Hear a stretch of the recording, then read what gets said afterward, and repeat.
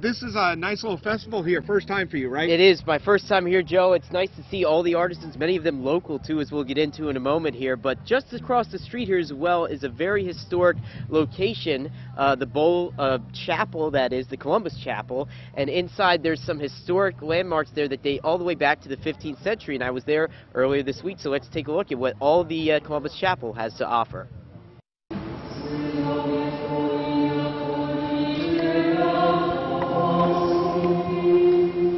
Nestled in the quaint town of Boalsburg, the birthplace of Memorial Day traditions, is a piece of history 400 years older than Memorial Day. It's a small chapel on the outside, no different than what you'd find in similar small towns.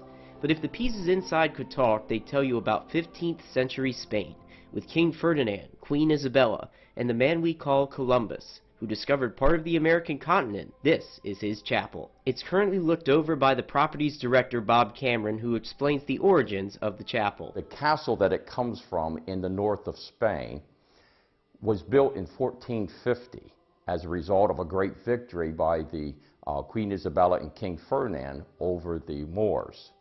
So later, this is given to Christopher Columbus and his heirs. So in the early 1900s, the entire chapel then is moved from the castle to here in Boalsburg, Pennsylvania. How the chapel came to be in Boalsburg is through a marriage to royalty by Colonel Boal. Colonel Boal, as a young man, goes to Paris in the 1890s to study architecture, and there he meets this beautiful French aristocrat, Mathilde de la Garde. Mathilde is descended from the kings and queens of Europe. Her aunt, Victoria Montalvo, has married the direct descendant of Christopher Columbus, Diego Colon. Now, they never have children, and so towards the end of Victoria's life, she bequeaths to Colonel Boal's wife, her niece, all of the contents of the Columbus family castle's chapel, along with other prime items from within the castle. Which in total gives Boalsburg the most extensive collection of Columbus artifacts anywhere in North America. But how did the chapel come across the Atlantic to Boalsburg? Through Colonel Boal's architectural skill and the family's large wealth. Takes everything from the chapel and leaves only an empty stone shell behind. But the transport of the chapel's walls and inner contents wasn't without delays. During that time, World War I is looming. And so they're so afraid that the German U-boats will sink the steamer with all of these irreplaceable artifacts on board. And so the items are actually stored for 10 years in Madrid, Spain.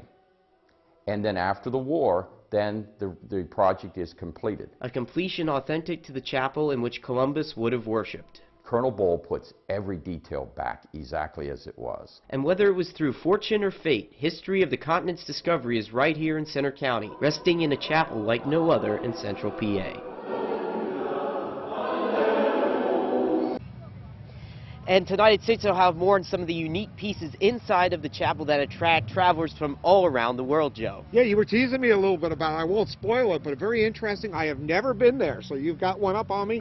And it sounds really neat. It is historically really interesting, so stay tuned. All right, thanks, Evan. And let's go back down to downtown State College to John and Amanda.